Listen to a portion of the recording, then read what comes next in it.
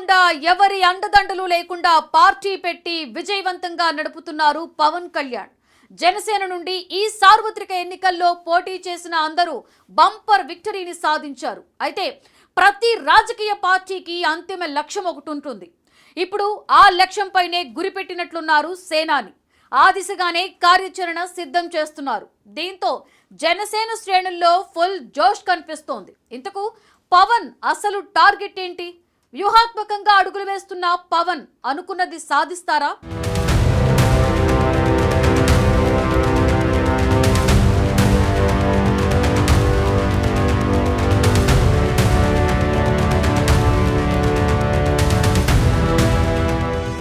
Janasena party రోజురోజుకి బలపడుతోంది.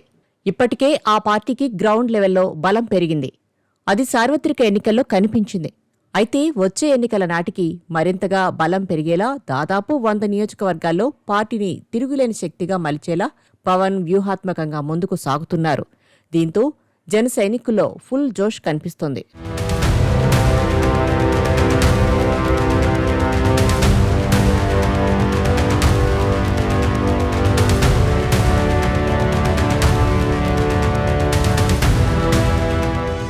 ముఖ్యంగా 100 నియోజకవర్గాల్లో జనసేనను బలమైన శక్తిగా తీర్చిదిద్దే దిశగా చర్యలు ప్రారంభించారు పవన్. పార్టీ కార్యకర్తలు, ప్రజాప్రతినిధులు సమన్వయంతో ముందుకు సాగాలన్న దిశగా ఆయన స్పష్టమైన దిశానిర్దేశం ఇచ్చారు. ప్రభుత్వ కార్యక్రమాల్లో పాల్గొనడమే కాకుండా పార్టీని బలపరిచే కార్యక్రమాలపై కూడా పూర్తి దృష్టి పెట్టాలని పవన్ కళ్యాణ్ ఇప్పటికే ఆదేశించారు. ఈ మేరకు ఎంపీలు, ఎమ్మెల్యేలు, ఎమ్మెల్సీలు తగిన ప్రణాళికతో ముందుకు రావాలని సూచించారు. గ్రామ స్థాయిలోనూ జనసేన ఉనికిని విస్తరించేలా చర్యలు చేపట్టాలని చెప్పారు. అదేవిధంగా రాబోయే స్థానిక సంస్థల ఎన్నికల్లో జనసేన ప్రత్యేక గుర్తింపు చూపేలా పోటీ చేయాలని నిర్ణయం తీసుకున్నారు. ప్రతి నియోజకవర్గంలో పార్టీ బలోపేతానికి ప్రత్యేక బృందాలను ఏర్పాటు చేసి స్థానిక సమస్యలపై ప్రజలతో అనుబంధం పెంచేలా కార్యక్రమాలు నిర్వహించనున్నారు. పవన్ కళ్యాణ్ సూచన మేరకు పార్టీ నాయకులు, కార్యకర్తలు ఇప్పటికే ప్రజల్లోకి వెళ్లే ఏర్పాట్లు ప్రారంభించారు.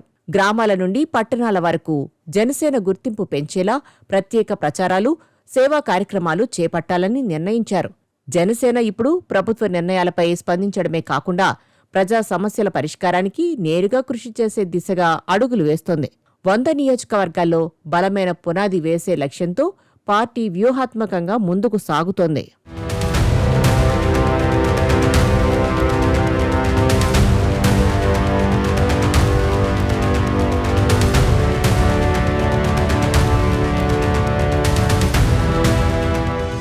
రాష్ట్ర గ్రామీణాభివృద్ధి ముఖచిత్రం పూర్తిగా మారేలా పల్లె పండుగ 2.0 ప్రణాళికలు రూపొందించాలని తాజాగా ఉప ముఖ్యమంత్రి పవన్ కళ్యాణ్ ఆదేశించారు. మంగళవారం క్యాంపు కార్యాలయంలో పంచాయతీరాజ్, గ్రామీణాభివృద్ధి శాఖ ఉన్నతాధికారులతో ఆయన సమీక్షా సమావేశం నిర్వహించారు. పల్లెల్లో పట్టణ స్థాయి అభివృద్ధి సాధించాలనే లక్ష్యంతో పల్లె పండుగ 2.0 కార్యక్రమం రూపొందిస్తున్నామని చెప్పారు. గత పల్లె పండుగ విజయాన్ని కొనసాగించేలా ఈసారి ప్రణాళికలు అమలు చేయాలని సూచించారు.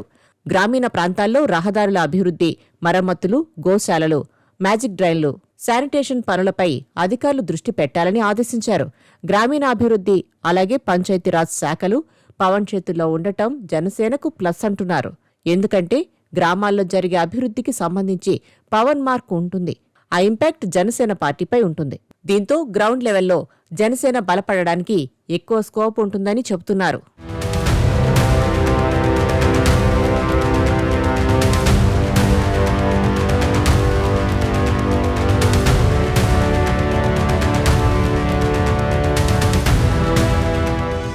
నిజానికి కూటమిలో జనసేనది కీలకమైన రోల్. ఆ పార్టీకి ఉంది 21 మంది ఎమ్మెల్యేలు మాత్రమే. అయితే పవన్ అంతిమ లక్ష్యమైన రాజ్యాధికారాన్ని సాధించాలంటే 21 సీట్లు సరిపోవు. పొత్తులో ఉన్నా, విడిపోయినా పార్టీ బలం పెంచుకోవాల్సిందే. పవన్ కళ్యాణ్ను సీఎం కుర్చీలో చూడాలని ఎప్పటినుంచో జన సైనికులు బలంగా కోరుకుంటున్నారు. బలం పెంచుకుంటే అది సాధ్యమే. కూటమిలో చంద్రబాబుతో సమాన స్థాయిలో ఉన్నారు పవన్. భవిష్యత్తులో సీఎం కుర్చీ ఎక్కాలంటే మెజారిటీ సీట్లు సాధించాల్సిందే. ఇప్పుడంటే 21 సీట్లు మాత్రమే దక్కించుకుంది జనసేన. భవిష్యత్తులో అలా ఉండదు. ఖచ్చితంగా ఈసారి అంతకు రెట్టింపు సంఖ్యలో సీట్లు దక్కించుకోవడం ఖాయం. అలా ఎదుగుతూ కనీసం 100 సీట్ల భవిష్యత్తులో టార్గెట్ పెట్టుకున్నట్లు తెలుస్తోంది. పొత్తులు ఉన్నా లేకపోయినా అధికారం దక్కించుకోవాలంటే ఆ స్థాయిలో సీట్లు గెలుచుకోవాల్సిందే. దీంతో ఆ టార్గెట్ నెరవేర్చుకునే పనిలో భాగంగా పవన్ వ్యూహాత్మకంగా అడుగులు వేస్తున్నట్లు తెలుస్తోంది.